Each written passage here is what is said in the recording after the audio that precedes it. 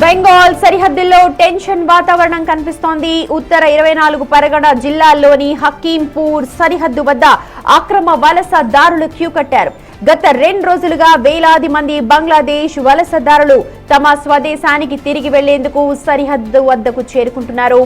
బెంగాల్ వ్యాప్తంగా అక్రమ వలసదారుల కోసం ప్రత్యేక హోల్డింగ్ ఏర్పాటు చేసి కావడంతో అధికారుల నిఘా ఒత్తిడి తీవ్రం కావడంతో వారంతా కూడా ఇప్పుడు తమ దేశం బాట పడుతున్నారు.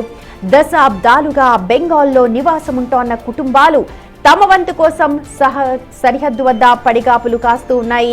ఆ సెంటర్స్ దగ్గర పడిగాపులు కాస్తూ ఉన్నారు. బెంగాల్లో కొత్త ప్రభుత్వం ఏర్పడిన తర్వాత నకిలీ ఆధార్ కార్డులు, ఓటర్ ఐడీలు, రేషన్ కార్డులను అధికారులు డిజిటల్ వెరిఫికేషన్ ద్వారా రద్దు చేస్తున్నారు. దీంతో ఇక్కడ నివసించడం ఇక్కడ భవిష్యత్తులో చట్టపరమైన ఇబ్బందులకు దారి తీస్తుందేమోనన్న భయం ప్రస్తుతం వలసదారుల్లో కనిపిస్తోంది.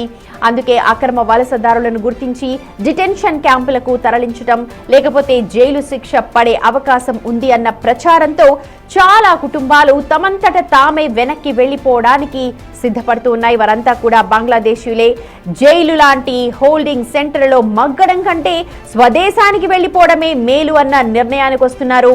దీంతో ఒక్కసారిగా సరిహద్దుల వైపు పోటెత్తారు. చూడొచ్చు విజువల్స్ లో కూడా ఒక భారీ ర్యాలీ చేపట్టినట్టుగా ఒక జాతరని తలపిస్తూ ఉన్నారు. అంతమంది బంగ్లాదేశీయులు బెంగాల్లో ఉన్నారు అని అంటే ప్రస్తుతం ప్రతి ఒక్కరికి కూడా ఆశ్చర్యాన్ని కలిగిస్తోంది. వారంతా కూడా ఇప్పుడు బంగ్లాదేశ్ బాట పట్టారు. బెంగాల్లో ఎంత మంది వలసదారులు ఉన్నారో ప్రస్తుతం ఆ విజువల్స్ చూస్తే మనకు కళ్ళకు కట్టినట్టు తెలుస్తోంది. గతంలో చెప్పినట్టుగా మమతా బెనర్జీ చెప్పినట్టుగా బెంగాలీస్ ఇక్కడ ఉన్న ముస్లింసే అని చెప్పారు. కానీ ఇప్పుడు కొత్తగా ప్రభుత్వం ఏర్పడిన తర్వాత అక్కడ బంగ్లాదేశీయులను ఏరివేస్తోన్న కార్యక్రమం చేపట్టింది కొత్తగా ఏర్పడిన ప్రభుత్వం. దీంతో ఒక్కసారిగా భవిష్యత్తులో తమ మనుగడ అక్కడ ప్రశ్నార్థకమవుతుంది. ఖచ్చితంగా తాము ఇబ్బందులకు గురవుతాము అన్న ఆలోచనతో ముందస్తుగానే జాగ్రత్త పడుతూ ఉన్నారు. ప్రస్తుతం పరిస్థితిని అక్కడ అదుపు చేయడానికి హకీంపూర్ బోర్డర్ వద్ద పోలీసులు సరిహద్దు రక్షణ దళాలను ప్రత్యేకంగా ఏర్పాటు చేశారు. డెస్క్లను ఏర్పాటు చేశారు. ప్రతి ఒక్కరి బంగ్లాదేశ్ గుర్తింపు పత్రాలను అధికారులు పరిశీలిస్తూ ఉన్నారు. వారి బయోమెట్రిక్ వివరాలను సేకరించి ప్రత్యేక డేటా బేస్ ని కూడా రెడీ చేస్తూ ఉన్నారు.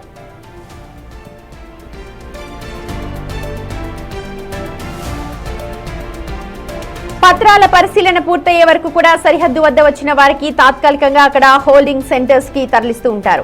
చట్టపరమైన ప్రక్రియ ముగిసిన తరువాతే వారిని బంగ్లాదేశ్ సరిహద్దు దాటిస్తారు. ఇన్నాళ్లు భారత్ లో దొంగచాటుగా ఉపాధి పొందుతూ ఇక్కడి పౌరులుగా చెలామణి అయిన వలసదారులు ఇప్పుడు ఒక్కసారిగా చెల్లా చెదరవుతున్నారు. ప్రస్తుతం ఆ విజువల్సే కళ్ళ కట్టినట్టు మనకు కనిపిస్తున్నాయి. ఇదిలా ఉంటే దశాబ్దాల క్రితం సరిహద్దు దాటి అక్రమంగా భారత్ లో అడుగుపెట్టిన వారిలో చాలా మంది ఓటర్, ఆధార్, రేషన్ కార్డులను కూడా పొందారు. బంగ్లాదేశ్ లో అవి దేనికి కూడా పనికి రావని వాటిని ఇక్కడే పడేసి వెళుతూ ఉన్నారు.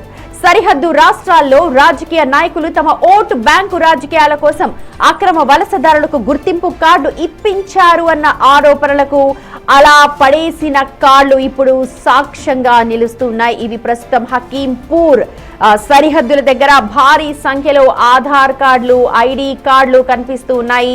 చూడొచ్చు వాళ్ళందరూ కూడా సెంటర్స్ లో వెయిట్ చేసి వారి వంతు వచ్చిన తరువాత బంగ్లాదేశ్ కి వెళతారు. అప్పటిదాకా వాళ్ళంతా కూడా హోర్డింగ్స్ ఆ సెంటర్స్ లో ఉండాల్సిందే.